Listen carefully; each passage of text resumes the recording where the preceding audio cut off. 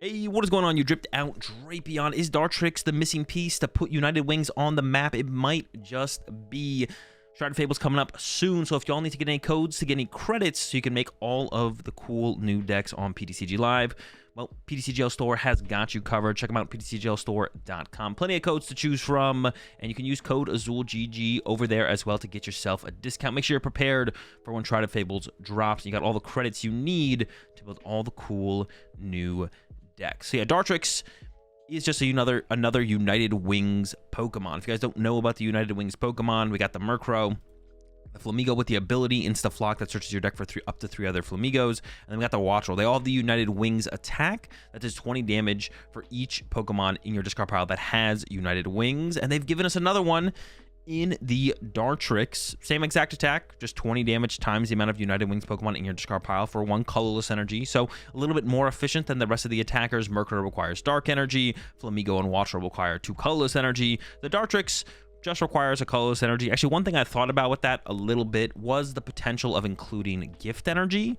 because that'd be really good for some consistent draw power, I guess, throughout the game through your energy attachment. So I could see potentially a thicker Dartrix line being included in here. Maybe you just like give up on the Murkrow inclusion and you cut the dark energy out and you just play 4 double turbo, 4 gift, and you play 4 Rowlet instead of just the 2 that I have in here right now. And then you either attack with Wattrel, Flamigo, or Dartrix, and you give up on the potential to attack with Murkrow. That might hurt a little bit because basic energy can be recovered. I don't play any basic energy recovery in my list currently, no recovery at all, but that would be something that we might want to include eventually, like a Super Rod or a Stretcher. And if we don't play basic energy, we can't really utilize that to get energy back. But yeah, the gift energy is a cool idea. Definitely something I will definitely want to toy around with when United Wings drops and I actually have time to, or actually am able to actually test the deck out. So yeah, now that we have the Dartrix in here, we're able to hit quite a bit harder with our United Wings attackers.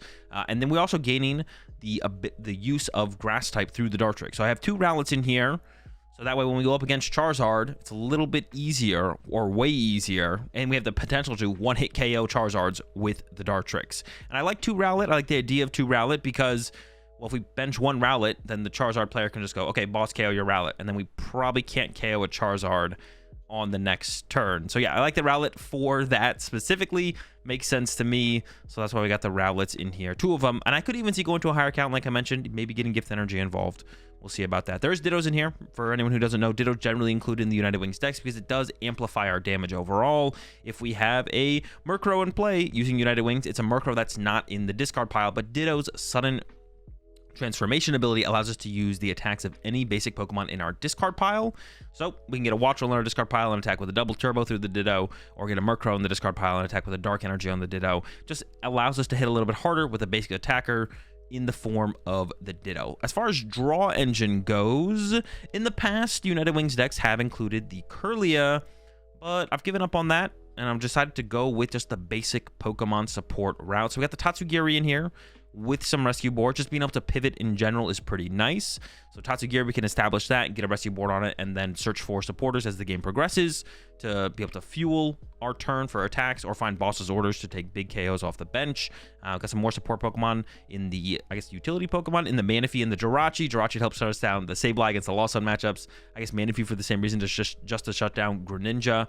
And then 2 new Pokemon joining here, the support squad. We got the, I guess, Morpeko came out this set in Twilight Masquerade, but I mean, no one really uses it. We got the Fezandipity with the Turn the Tables ability. You can only use this ability if one of your Pokemon were knocked out during your opponent's last turn.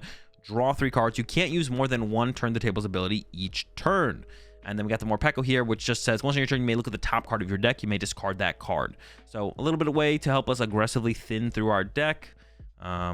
Yeah, I don't know how good this will actually be. I actually kind of theorized that we could maybe play 2 more Peko, because honestly, we do have the bench space for it. Because theoretically, all we need, we technically don't even need 2 attackers in play. Just nice to have 2 attackers in play in case our opponent Ionos us. And then if they Iono us, well, it'd be nice to have the Pokemon already set up in play, and all we need to do is find the energy. But if we have Tatsugiri in play, maybe the Fezandipity, maybe Manaphy or Jirachi, that's like 1, 2, 3, 4, but it could just be like Tatsu and Manaphy, and then we have plenty of bench space to work with. Then we could get like a Morpeko involved. Obviously, if we're up against Charizard, our bench space is going to be a little bit more dedicated to benching Rowlets, of course, but if we're not up against Charizard specifically, then yeah, we have a lot of stuff we can work with here, to be honest, as far as bench space goes. So I was like, okay, maybe we should just include the Morpeko, see how it goes. We could even theoretically play two, like I mentioned, just really aggressively thin through our deck into just keeping the good cards left. And it actually combos decently well with the new Stadium that I've included in here as a 1-of, which I might actually go up to a 2-of with this. I'm not sure. Once during each player's turn, that player might put one card from their hand on top of their deck. So you can combo that with Morpeko. You can put, I don't know, let's say you have a Dartrix in your hand. You can go, all right, Stadium, put Dartrix on top of the deck, and then Morpeko, discard the Dartrix, and just be able to like more aggressively mill your United Wings Pokemon that way. Or you can use the Morpeko, or excuse me, the Stadium to like conserve cards. Let's say we're gonna play Research on our turn, but we have a Boss's Orders in our hand. We're not gonna play the Boss's Orders. We need to play the Research. We can use the Stadium, put the Boss's Orders on top of our deck, and then Research will draw into the Boss's Orders guaranteed. But the point is that we didn't discard it and we have it for later now. So yeah, the Stadium's actually pretty cool with this deck overall. There's a lot of cool, funky things you can do. You can also use it to play around Iono. Let's say we know we're gonna get Iono to our next turn, or that's like our biggest fear, and we want Boss's Orders next turn. We're not playing Research, so we're not gonna discard it, but we can use the Stadium to put Boss's Orders on top of our deck. Our opponent plays Iono, we draw into the boss, and hey, we have the combo we need to win the game from there. So yeah, the Stadium's super cool. I definitely think including a second one might make sense, but currently just sitting at the 1 right now. For the Pokemon search cards, this was kind of tough. We don't have that much great Pokemon search. Nest Ball is honestly just not that good. We have so many United Wing attackers, like naturally drawn into our attackers is going to be pretty easy. So it's really all about getting them into the discard pile more so than finding them overall. So I've opted for 4 Ultra Ball, of course, 0 Nest Ball, 2 Heavy Ball. Currently, could definitely see switching that up. I mean, obviously, if we prize any of our 1-of Pokemon, it's really important that we find the Heavy Ball fast.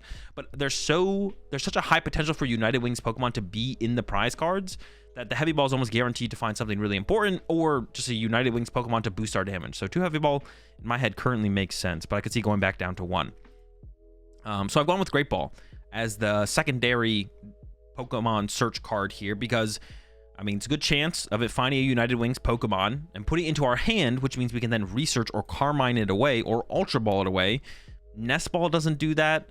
Aroma might be a little bit better, possibly. The problem with Aroma, though, is we only play 4 evolutions. So if we were to get a Heads as the game progresses, it's going to be less and less likely that there'd actually be a Dartrix in the deck for the Aroma to find. But I could see Aroma being better than Great Ball, or maybe the Poffins, to be honest. 2 Poffin in here. Although we have a lot of setup Pokemon that we like to get out aggressively, of course. The Tatsugiri, the Morpeko, Manaphy, and Jirachi, depending on the matchup. So the Poffins are really good for that. Also can get multiple attackers in play on the same turn, like double Rowlet or like Ditto, Wattrel, whatever it might be. It can grab multiple. So I like the idea of the Poffins, but honestly, these would maybe be just better as Aromas, because like I think the big thing is just finding Pokemon and getting them into the discard pile.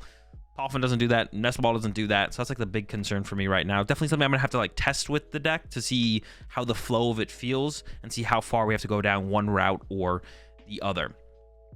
Speaking of the draw supporters, though, the 4 Research, of course, makes sense. Also including 4 Carmine currently. I could see maybe playing Ionos or something else, but I think theoretically we want to go second with this deck and then try and pull off a turn 1 attack overall. But if our opponent chooses second, then being able to have that Carmine on that first turn going first definitely seems really, really good. So I'm currently sitting at 4 Research, 4 Carmine. One thing I'm not including that I've seen a lot of people include is the Squawkabilly. This Stadium is just so good. I don't really want to include Collapse Stadium, and I feel like if I do include Squawkabilly, I really want to include Collapse Stadium. So currently no Squawkabilly, because I'm trying to take full advantage of the new Stadium. But if it turns out just our openings are a little bit too slow and we need something to kind of supplement that, then I would definitely could definitely see including the Squawkabilly once again into the deck. And if I do that, I think I would probably go to the Collapse Stadiums over the new Stadium. What is the name of the stadium? I don't even know the name of the stadium. Something Academy, I think.